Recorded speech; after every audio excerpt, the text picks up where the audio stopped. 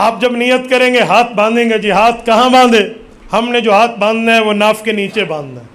کوئی پوچھے جی دلیل، ناف کے اوپر بھی حدیث ہے، ناف کے نیچے باندھنا، دونوں حدیثیں ہیں، دونوں ثابت ہیں۔ یہ سینے والی مردوں کے لیے ثابت نہیں ہے، یہ یاد رکھنا۔ ناف کے اوپر باندھے تو بھی ٹھیک ہے، نیچے باندھے تو بھی ٹھیک ہے۔ امام اعظم ابو حنیفہ کا اصول ذہن میں رکھیے، جب حدیثیں ایک مسئلے پہ دو آ جائیں اور دونوں حدیثیں ہوں تو دیکھا جائے گا کہ کس حدیث کو خلفائے راشدین روایت کر رہے ہیں، تو عمل اس روایت پہ کریں گے، احترام دوسری کا بھی کریں گے۔ کیوں؟ حضور نے فرمایا علیکم بسنتی و سنت الخلفاء الراشدین۔ تو حدیثیں تو دو ہیں، اوپر روایت کرنے والے خلفاء راشدین نہیں ہیں، کندھے کے نیچے ناف کے نیچے روایت کرنے والے خلیفہ راشد ہیں۔ کھولیے سنن نبی داود، کھولیے مصنف ابن ابی شیبہ، حضرت علی المرتضیٰ رضی اللہ عنہ فرماتے ہیں ان من السنہ وضع الکف علی الکف فی الصلاۃ تحت السرہ۔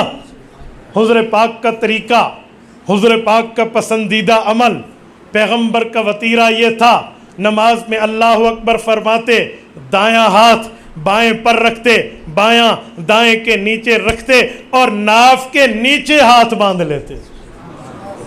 تو خلیفہ راشد کی دلیل ہے، اسی لیے ہم ناف کے اوپر والے کا احترام ضرور کریں گے، ہم انکار نہیں کریں گے، ہم اسے بے نماز نہیں کہیں گے، لیکن باندھیں گے نیچے کہ حدیث بھی ہے، خلیفہ راشد کا عمل بھی ہے۔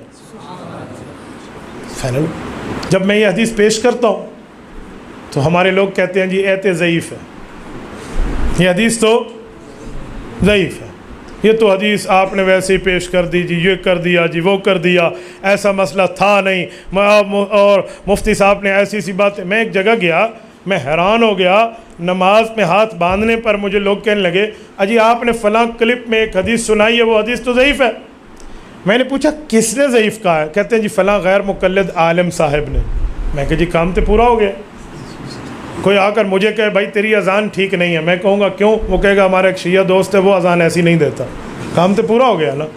اچھی آپ میرے خلاف دلیل لائیں تو بھائی بات وہ کرو جو سمجھنے والی ہو۔ میں نے کہا آپ کو پتہ ہے ضعیف حدیث کا اصول کیا ہے؟ چپ، اس کو مانا کیسے جاتا ہے؟ خاموش۔ میں نے کہا سمندر کا پانی پاک ہے؟ کہتے جی ہاں۔ میں نے کہا سمندر کا پانی پاک ہے کے لیے حدیث ہے وَالطُّهُورُ مَاؤُهُ، سندن یہ روایت ضعیف ہے، آپ کیوں مانتے ہیں؟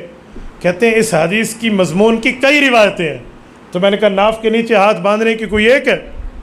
میں بھی 6 پڑھ دیتا ہوں، 7 پڑھ دیتا ہوں، 10 پڑھ دیتا ہوں، اس مضمون کی بھی کئی روایتیں۔ تو آج یہ ریکارڈ ہو رہا ہے، اس لیے میں آپ کے سامنے مکمل بات پیش کرتا ہوں۔ وجہ یہ ہے کہ ہمارے معترض نے ایک غلطی کی ہے اور ایک ہماری عوام نے غلطی کی ہے۔ ہمارے مخالف نے غلطی یہ کی ہے کہ اس نے ہمارے دلائل کو پڑھا نہیں ہے، اور ہمارے عوام نے غلطی یہ کی ہے کہ اس نے اپنی دلیل کو سمجھا نہیں ہے۔ یہ ہمارے اکابر کی مشترکہ کتاب نماز مسنون کلاں، شاید کوئی مدرسے کی لائبریری اس سے خالی ہو۔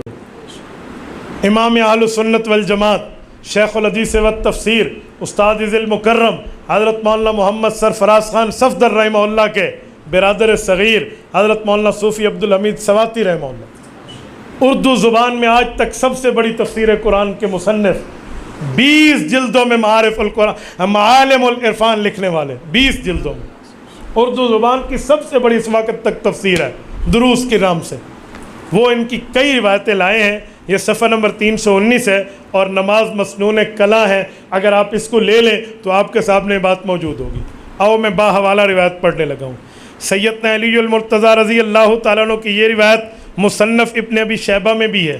حضرت علی المرتضیٰ رضی اللہ تعالیٰ عنہ کے علاوہ حضرت علقمہ بن وائل رضی اللہ عنہ کی روایت آثار السنن میں بھی یہی ہے۔ وہ فرماتے ہیں تحت السرہ، حضور پاک کا پسندیدہ عمل ناف کے نیچے ہاتھ رکھنے کا تھا۔ نمبر 3 طور پہ اگر آپ حدیث پاک دیکھیں تو یہ بھی مصنف ابن ابی شیبہ میں موجود ہے۔ حضرت حجاج ابن حسان فرماتے ہیں ہم نے صحابی ابو مجلس رضی اللہ عنہ سے پوچھا کیف یضع، بتائیں نماز میں ہاتھ باندھنے کا طریقہ کیا ہے؟ قال یضع باطن کفئی، ہن نے کہا دائیں ہاتھ کی ہتھیلی کو اٹھاؤ، الا ظاہری کفئی شمالی ہی، بائیں ہاتھ کی ساتھ رکھ دو، ویجعلہما اسفل من السرہ، اور اس کو رکھنے کا طریقہ ناف کے نیچے ہے۔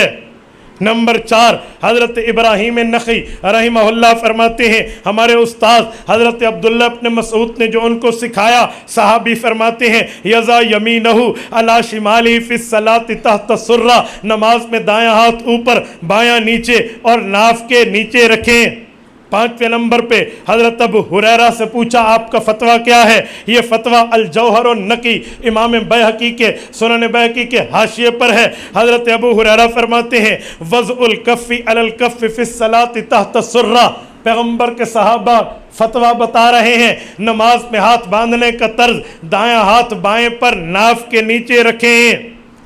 حضرت انس رضی اللہ عنہ پیغمبر کے صحابی ہیں، الجوہر النقی میں امام ترکمانی رحمہ اللہ نے آج سے 700 سال پہلے کی کتاب پیش کر رہا ہوں۔ حضرت انس فرماتے ہیں ثلاث من اخلاق النبوہ، پیغمبر علیہ السلام سمیت باقی انبیاء کی نبوت کے 3 چیزوں کے اخلاق بڑے مشہور ہیں۔ تعجیل الافطار، وقت ہو جائے تو افطاری لیٹ نہ کرو، وتاخیر السحور، وقت ہو گیا بالکل آخر میں آ کر سحری کو بند کرنا۔ نمبر 3 وضع الید الیمنی علی الیسری فی الصلاۃ تحت السرر، نماز میں دائیں ہاتھ کو بائیں ہاتھ پہ رکھ کے ناف کے نیچے رکھنا۔ میں نے کہا بھائی تو کہتا ہے ایک ضعیف ہے، جب حدیثیں 6 ہو جائیں تو ضعیف حدیث کا اصول یہ ہے یقوی بعضہ بعضا، ایک روایت دوسرے کو قوی کر کے صحیح کے درجے پر پہنچا دیتی ہے۔ اجی اتنے 6 کھلوتے نے، مجھے بتائیں یہاں ایک اینٹ کمزور ہو، آپ 6 اینٹوں کا تیغہ لگا کر مضبوط نہیں ہو کر دیں گے؟ بھائی پہلی بات ہے تو ضعیف ہی نہیں تھی، ایسے جھوٹ اور کذابی کی بات ہے، کوئی غیر کا غیر کہہ دے مجھے غیر سے کچھ نہیں ہے، دلیل کے ساتھ بات کرنا ہے، اگر ہے تو اس مسئلے پر اتنی حدیثیں ہیں یہ نظر نہیں آتی۔ آؤ میں آپ کے سامنے ایک بات کرتا ہوں اور سمجھانے کے لیے کرتا ہوں، اور عقل کے دنیا میں سمجھا رہا ہوں، توجہ ہے سب کی ہے۔ ہمیں ایک شخص نے کہا مولانا ناف کے نیچے تو جائے سطر ہے، یہ تو پردے کی جگہ ہے، چھپانے کی جگہ ہے، اس پہ ہاتھ رکھو گے نماز نہیں ہوگی۔ میں نے کہا جی گل پوری؟ جی پوری۔ میں نے کہا آپ اتحیات پڑھتے ہیں؟ بولیے جی ہاں۔ ہاتھ رکھتے ہیں کہاں؟ گھٹنوں پہ ہاتھ رکھتے ہیں آپ لوگ؟ کہاں رکھتے ہیں؟ رانوں پہ۔ ران سطر ہے یا نہیں ہے؟ چھپانا چاہتے ہو؟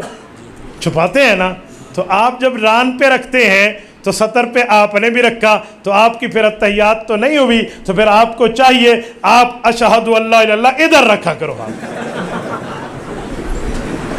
مجھے وہ بندہ کہتا ہے مولوی صاحب یہ تو آپ عقل پیش کر رہے ہو، تو میں نے کہا میں ثابت کر رہا ہوں نا کہ عقل بھی میرے ساتھ ہے، بے عقل نہیں ہوں میں، تو اسی لیے عقل پیش کر رہا ہوں، قرآن و سنت کے بعد عقل پیش کر رہا ہوں نا، تو عقل تائید کے طور پہ کر رہا ہوں۔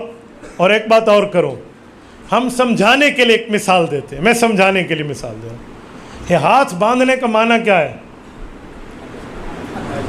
ہاتھ باندھنے کا معنی کسی چیز کو باندھ کے رکھ دو، کہتے ہیں نا گانڈ باندھ دے، کسی چیز کو باندھ دے، گٹان لگا لیں، گرا لگا لیں، باندھنے کا یہ معنی ہے نا سیف لاک کر لیں۔ تو یہ باندھنے کا مطلب ہے کہ باندھو، ناف کے نیچے مرد کی شہوت موجود ہے، اپنی شہوت کو باندھ کے رکھو، اس لیے ہم ناف کے نیچے رکھتے ہیں، شہوت بندھی رہے، شہوت کھلی نہ رہے، شہوت رانیاں نہیں ہونا چاہیے، ٹھیک ہے؟ ولا متخذی اخذان، شہوت رانی نہیں ہونی چاہیے، ناف سے نیچے ہاتھ رکھو، شہوت کو بند کر کے اللہ کی عبادت کرو، ٹھیک ہے یا نہیں ہے؟ میں نے کہا فیصلہ ہو گیا، اگر مرد ہے تو مردوں کی جگہ پہ ہاتھ رکھ، تو یہاں رکھتا ہے فیصلہ کر لے ادھر شہوت کس کی ہوتی ہے، جی فیصلہ کر لے۔ ایک شخص نے نماز پڑھتے ہوئے ایک بچے کو ساتھ بٹھا لیا اور ہاتھ یہاں باندھے، تو بچے نے کہا ابو تسی بیبے تو نماز سیکھی ہے، آپ نے بیبے جی سے نماز سیکھی ہے؟ تو بھائی فرق کر لینا، تو نے مجھے کہا ہے، میں نے آپ کی خدمت میں جواب دے دیا ہے، عقل بھی پیش کی ہے، احادیث بھی پیش کی ہے، صحابہ کا فتویٰ بھی پیش کی ہے۔